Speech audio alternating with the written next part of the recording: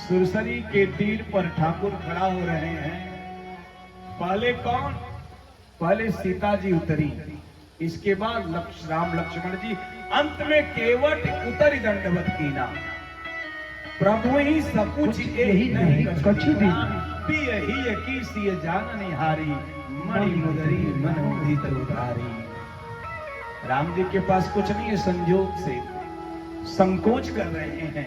और जब संकोच कर रहे हैं, सीता जी जान गई स्वामी के पास तो कुछ है नहीं। तापस बेश विशेष उदासी, 14 वर्ष राम वनवासी, इसकी उतराई कैसे देगी? जैसे दिन भर मजदूर मजदूरी करे और शाम को करे अच्छा बाबू साहब प्रणाम अब चल रहे हैं, तो ध्यान देना चाहिए। इसका मतलब कि हमारियो घरे छोट छोट लड़का हम दा चली। तो जैसे राम जी को प्रणाम किया, वैसे राम जी समझ गए कि अब इसको उतराई देना पड़ेगा। लक्ष्मण जी बोले तो आश्वस्त किया था कि उतराई नहीं। लक्ष्मण जी अभी असमंजस में है। जैसे भगवान संकोच में पड़े, सीता जी ने अंगूठी उतारा, अवतार कर दे दिया। आज की औरत होती, अगर आज की सीता की जगह पर तथा कथित पढ़ी लिखी व्यवस्था की लोग वहां होते, तो जैसे सीता जी ने अंगूठी उतार करके केवट को दिया, तो आज क्या करती? जैसे संकोच में राम जी पढ़ते तो अंगूठी साड़ी के नीचे, ताकि लौके न पकड़े। अच्छा, संजोग से कोई कह दिया अरे पति संकोच में है, तो कहेंगे ले ये वहां आंख में तब से गड़क है, ले गेहूं के लिए ले। ये गढ़ाए तो है नहीं, जो है वो भी लीजिए।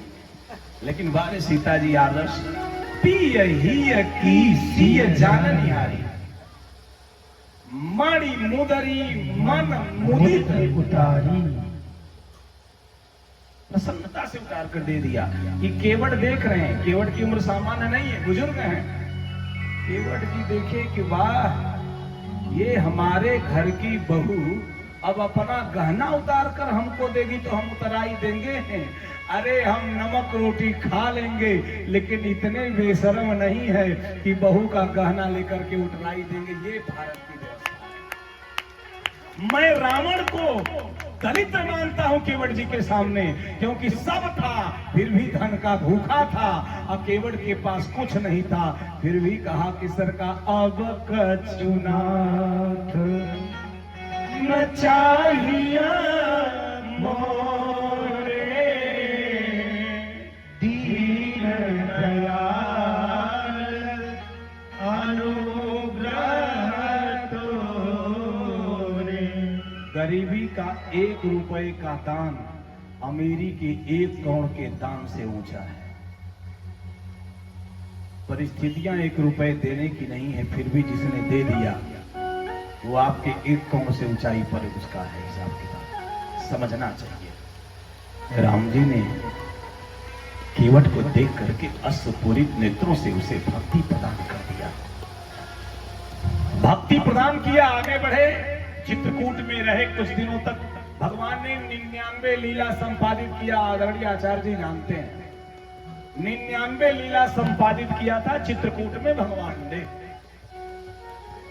100वीं लीला में मामला बिगड़ा था और भरत जी आए थे, खड़ाऊ लिए, भगवान को प्रणाम करके खड़ाऊ ले जाकर के अभिषेक कर दिए।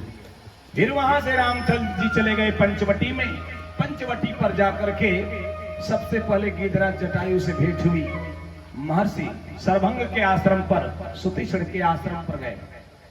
रामस्तु सहितो भ्राता सीतया च परन्तप सुतृषया संपदम जगाम सहतैर्दुजयी।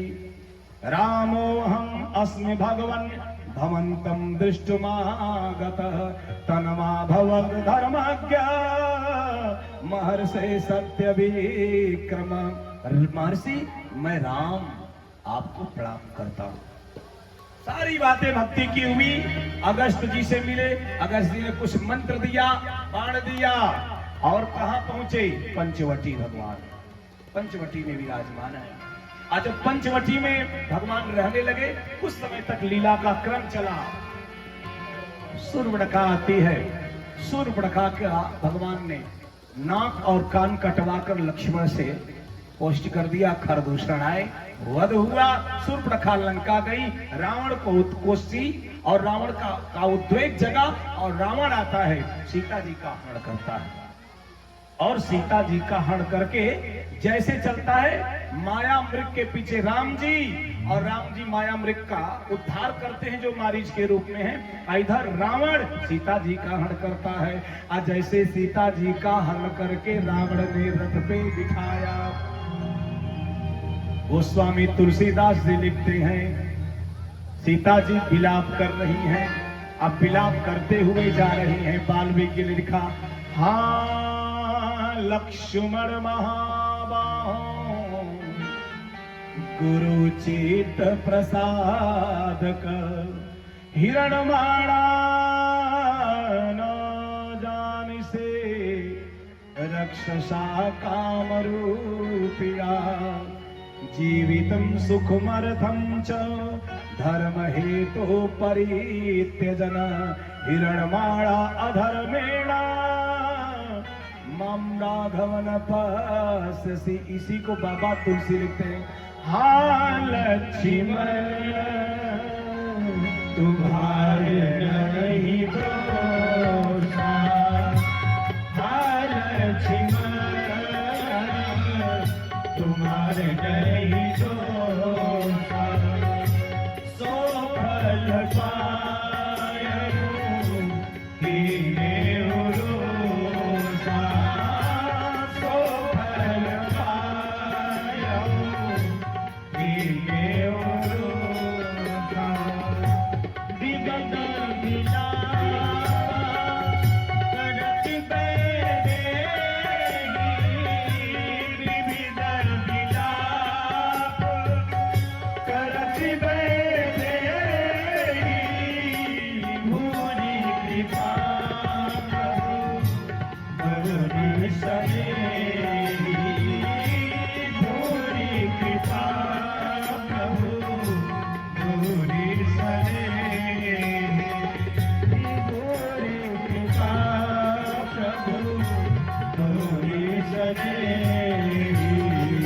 गीधराज सुनिया रतवानी, रघुकुल तिलक नारी पहचानी।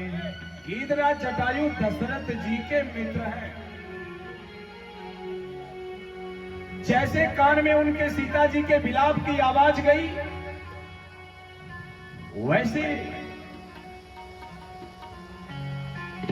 जटायु जी बड़े वेग से उड़ करके रावण के रथ के ऊपर आते हैं, और आकर के बड़े क्रोधित होकर के रावण से कहते हैं, वृद्धो अहम त्वम युवा धनवी सरथी कवची सरी, न चाप्यादाय कुशली वैदेहिं गमेष्यसि। मैं बूढ़ा हूं, तुम जवान हो, मैं विरत हूं, तुम रथ पर हो, मैं कवचहीन हूं, तुम कवच पहने हो, मैं अस्त्र शस्त्रहीन हूं, तुम अस्त्र शस्त्र धारण किए हो, लेकिन फिर भी तुम कुशल पूर्वक सीता जी को लेकर के नहीं जा सकते। भयंकर युद्ध होता है। जटायु जी ने अपने चोंच और नख से मार करके रावण के मस्तक को विदीर्ण कर दिया। बूढ़े बाप के सामने जब बेटी का रुदन होता है तो बाप अपनी अवस्था को भूल जाता है और अपनी बेटी के ऊपर उठी कुत्सित निगाह को निकाल करके फेंक देना चाहता है। वही जटायु जी ने किया, वही जटायु जी ने किया। मार करके चोटों से अपने नख से फाड़ दिया शरीर और उठाकर रावण को पटक दिया धरती पर। क्या पौरुष रहा होगा। वाह आदरणीय आचार्य जी, मुझे वो बात याद आ रही है और वो उस बिंदु पर सोचना हो रहा है कि भारत का वृद्ध गिद्ध सीता जी के इस वेदना पर द्रवित होकर के युद्ध करने को बैठ गया और भयंकर युद्ध किया। लेकिन वो दौर मुझे याद आता है जब बाबा कहा करते थे बाबू जी कि गांव से अगर बगल से बस जाती थी और उस बस में गांव का कोई बुजुर्ग सीट पर बैठता था और गांव की बेटी बहन अगर आ जाती थी या कहीं की, वो बुजुर्ग खड़ा होकर के बेटी बहन को बैठा देता था। अब वो अनपढ़ बुजुर्ग, अरे 1-2 किलोमीटर नहीं साहब, अगर 20 किलोमीटर भी यात्रा करनी होती थी तो उस बेटी पर कोई छींटा कसी नहीं कर सकता था। वो अनपढ़ था, लेकिन उन अनपढ़ बुजुर्गों के बीच में बेटी बहनें सुरक्षित महसूस करती थी। और आजकल bachelor of art, master of art, bachelor of science, master of science, bachelor of agriculture, bachelor master of agriculture, चाहे बीए किए हो, चाहे बीएससी किए हो, चाहे एमए किए हो, चाहे एमएससी किए हो, चाहे बीएससी एजी किए हो, चाहे एमएससी एजी किए हो, ये तथाकथित नेट क्वालिफाइड करने वाले लोग, सीपीएमटी बीट करने वाले लोग, आईपीएस की परीक्षा में बैठने वाले लोग, क्वालिफाइड करने वाले लोग भी अगर यात्रा करते हैं तो सीट पे बैठे हैं। अगर कोई बेटी बहन आती है तो उठ करके खड़ा होकर सीट भी नहीं देते। और 1 किलोमीटर छोड़ दो साहब, 2-4 किलोमीटर की बात तो अलग है, 200-400 मीटर जाते जाते उसी बेटी बहन पे छींटा कसी हो जाती है। समझ में नहीं आता, वो अनपढ़ बुजुर्ग अच्छे थे, ये पढ़े लिखे राक्षस अच्छे हैं। जहां बेटियां सुरक्षित नहीं है, चिंतन करना पड़ेगा। एक भारत का बुजुर्ग बाप जो है गिद्ध जो है गिद्ध बेटी की रक्षा के लिए अपना प्राण दे देता है। और यहाँ अगर किसी बेटी पे कोई कुछ होता, अब तो जोगी जी की व्यवस्था है, कोई कर ही नहीं सकता, तो लोग बचाने कम जाते, वीडियो ज्यादा बनाते। धन्य हो युवाओं, बचाओ। एक चीज और सुनना बेटियों, इसी बात, अगर कोई लड़का किसी बेटी को के ऊपर अशब्द कहता है, छींटा कसी करता है, व्यंग बांटता है, कोई ऐसे बात को कहता है जो कर्ण को अच्छी न लगती हो, अब कोई डांटता है, वही लड़का घर आता है, आराम से घर वाले उसका सपोर्ट करते हैं। दूसरे की बहन बेटी के ऊपर छींटा कसी करके आप अपने घर में सुरक्षित हो और उस घर की बेटी बहन कुछ नहीं बोलते जिस घर का भाई है। सुन लेना सूत्र हमसे, जिस दिन आप बहन हो और आपका भाई किसी दूसरी बहन को छींटा कसी करके घर में घुस रहा है, दरवाजे पर हाथ रख देना, एक प्रश्न पूछना, भैया अगर मैं रहती तो तुम क्या करते? जिंदगी में किसी बेटी बहन के ऊपर छींटा कसी नहीं करेगा। गलती यहाँ चूक आपसे होती है, महिला समाख्या बना के घूमने से नहीं होता है, एक्शन लेने से होता है। और जो भाई दूसरे बेटी बहन पे छींटा कसी नहीं करता है, उसकी भी बेटी बहन पे कोई छींटा कसी नहीं करता है। ये संसार का टिट फॉर टैट है, जैसा को तैसा नियम है। सियावर रामचंद्र भगवान की जय। पंख कट गए, असहाय होकर धरती पर गिर गए, सीता जी को रावण लेके चला गया। राम जी आते हैं, जैसे राम जी शोध करते करते जटायु जी को दूर से देखते हैं। पश्य लक्ष्मण गृद्धोयमुपकारी हतस्मे। अरे लक्ष्मण, ये देखो उपकारी कीट हताहत होकर के धरती पर गिरा है। गीध है, जाति पक्षी है। लक्ष्मण जी कुछ अनियंत्रित होते हैं। राम जी ने कहा, लक्ष्मण जानते हो, सर्वत्र खल दृश्यन्तो साधवो धर्मचारिण सूरा शरण्या सौमित्रे तिर्यग योनि गते स्वपि। हर योनियों में अच्छे लोग हुआ करते हैं, चाहे वो कीट पतंग की योनि ही क्यों न हो। ये देखो साक्षात प्रमाण जटायु जी हैं। जटायु जी को भगवान ने जैसे देखा, जाकर के उनको उठाया, अपनी गोद में लग करके सहलाया। जैसे सहलाया, पूछा ये गति किसने किया है?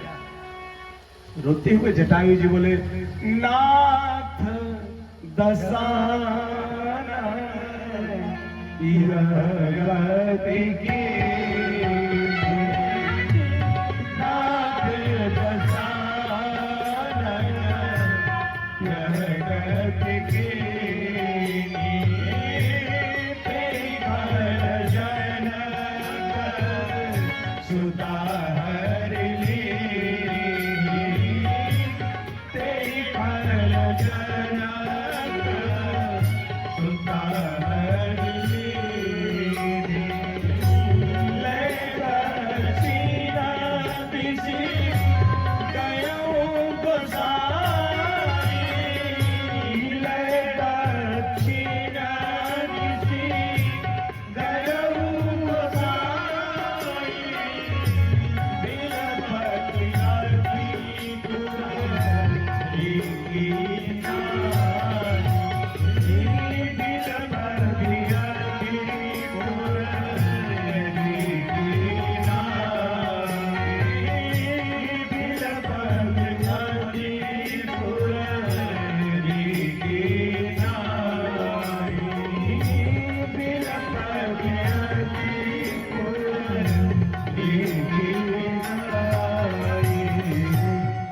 राज्यं भ्रष्टं वने वासो सीता नष्टामृतो द्विजः।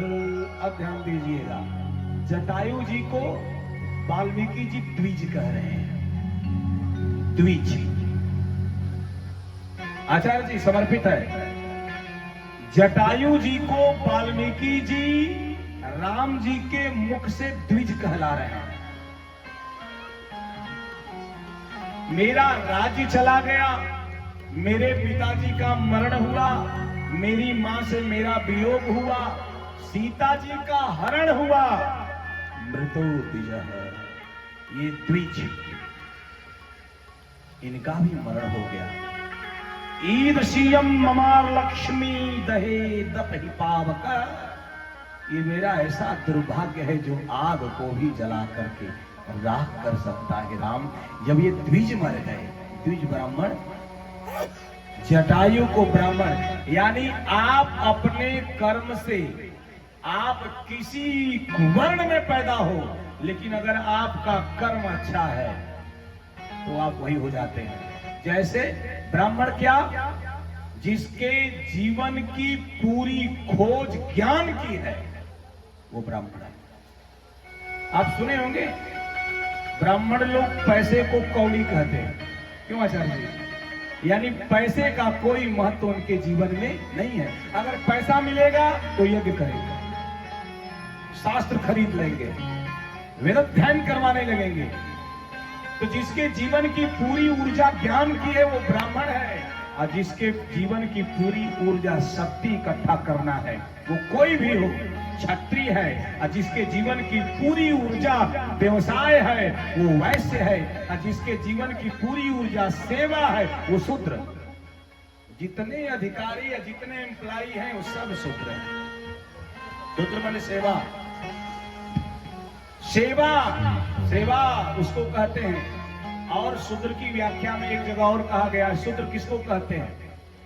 जो शरीर से बंधा हो, यानी जो शरीर को ही सब कुछ मानता हो, वो किसी वर्ण का हो सकता है। जो शरीर ही को सुख माने, शरीर ही को दुख माने, शरीर ही को सजाए, शरीर ही को संवारे, जो शरीर में ही स्थित हो गया वही शूद्र है, चाहे वो किसी वर्ण का हो। लेकिन जिस दिन वर्ण की वैज्ञानिकता मर गई भारत में, उस दिन वर्ण व्यवस्था अभिश्राप हो गई। हमारे महापुरुषों ने उसके पीछे वैज्ञानिक कांड बनाया था, वो सब मर गया, व्यवस्था अलग हो गई। निवेदन करूंगा, द्विज मर गए लक्ष्मण, मुझे वेदना है, इतना कह करके विलाप करते हैं। अश्रुपूरित नेत्रों से अंतिम संस्कार जटायु जी का करते हैं। जटायु जी का अंतिम संस्कार करके शबरी मां के आश्रम पर आते हैं। शबरी मैया बताती हैं कहां जाना है। शबरी मैया बात प्रक्षालन करती, बड़े दिनों से राम जी की बात देख रही हैं। बाबा लिखते कि साबरी देवी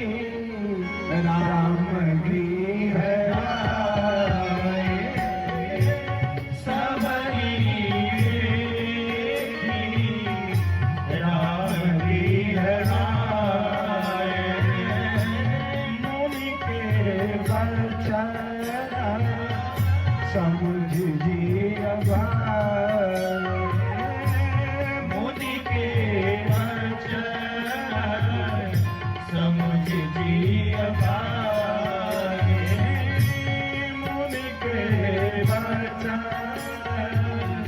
समझ जी अभागे। सबरी मैया राम जी के प्रतीक्षा में इतने वर्षों से समय व्यतीत कर रही है। राम प्रतीक्षा का विषय है, राम समीक्षा का विषय नहीं है, राम प्रतीक्षा का विषय है, राम परीक्षा का विषय नहीं है। जैसे सबरी जी ने देखा, दौड़ गई आश्रम से बाहर और जाकर के भगवान को अपने कुटिया तक लाती है। वाल्मीकि जी लिखते हैं, सबरी जी ने भगवान राम के पांव का पांव को धोया, पाक्षालन किया। रामस्तु सहितो भ्राता, दोनों भाई हैं, आश्रम पर पहुंचे हैं, पांव पराक्षालन किया, धोया, आश्रम को पवित्र किया, आंखें भर गई। एक संत ने बड़ा सुंदर लिखा, सबरी का भाव क्या रहा? राम जी को रट रही हैं,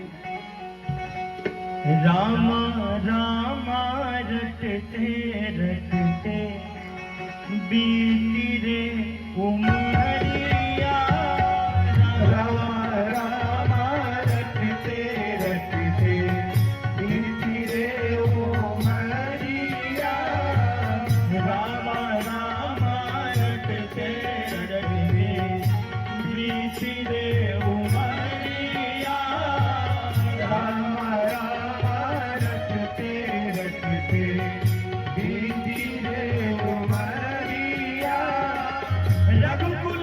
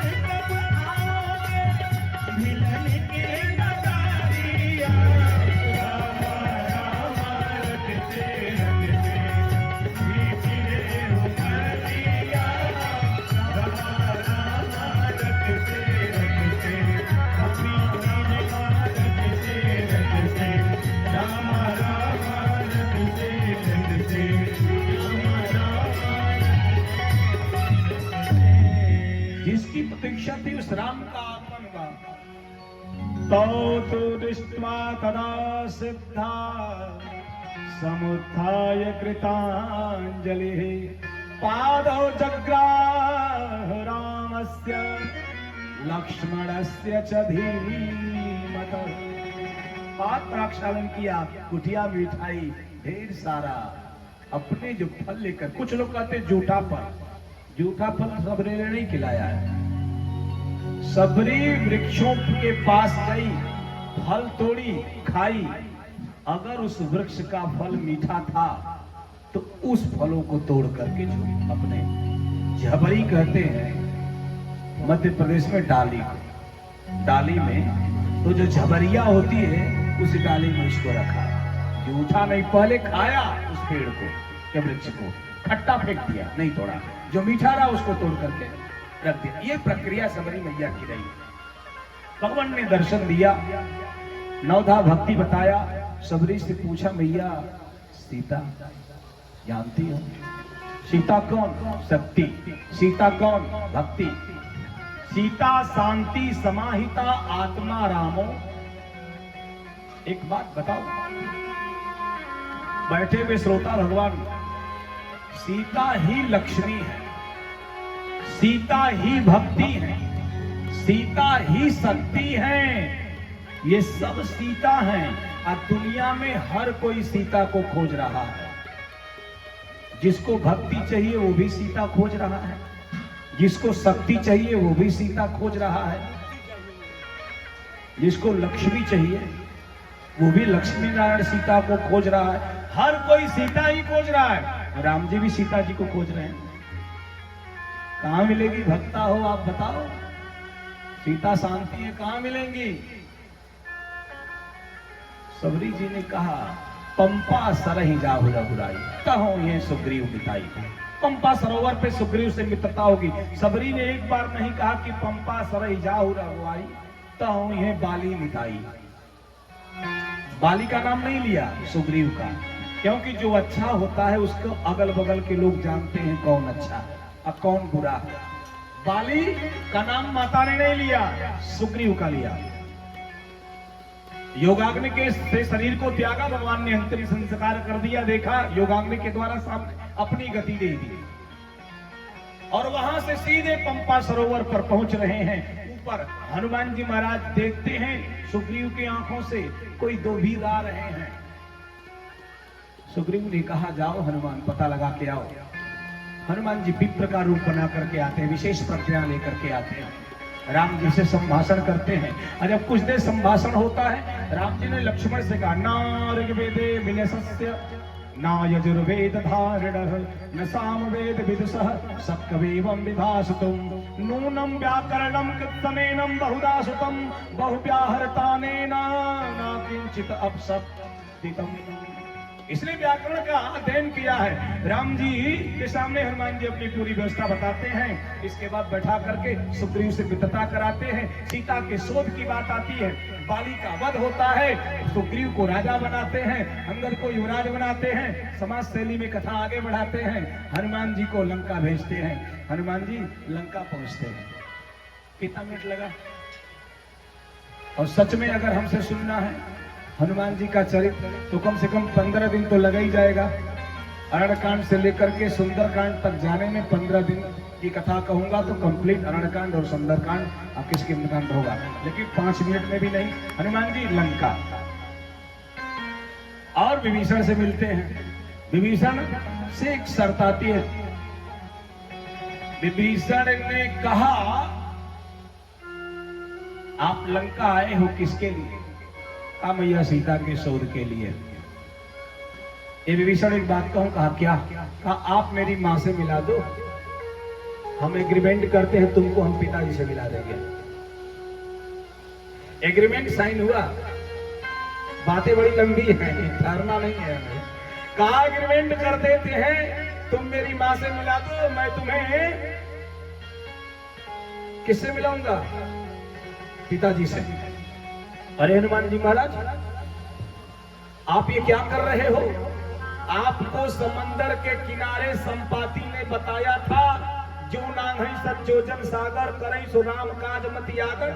जो 100 योजन लंबे समुद्र को पार करेगा वो सीता जी को पाएगा। संपाति ने ये भी बताया गिर जो है तो अशोक उपवन जह रही सीता बैठ सोच रथ कहाई। सीता जी अशोक वाटिका में शोकावस्था में पड़ी है। एक करेक्ट एड्रेस पता है, फिर ये क्या कर रहे हो?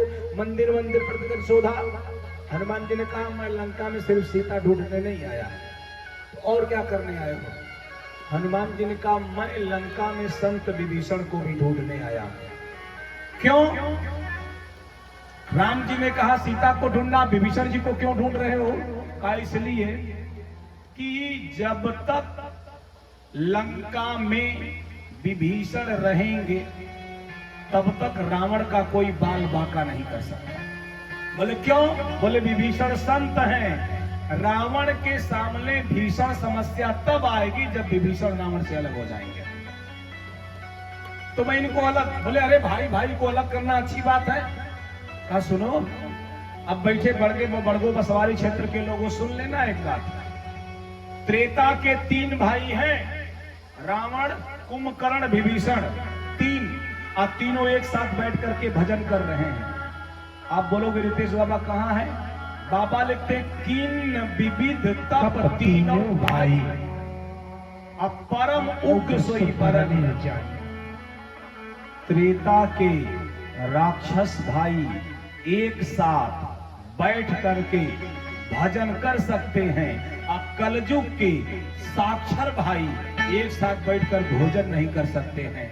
हर साल रावण दशहरा को रावण को जलाते हैं।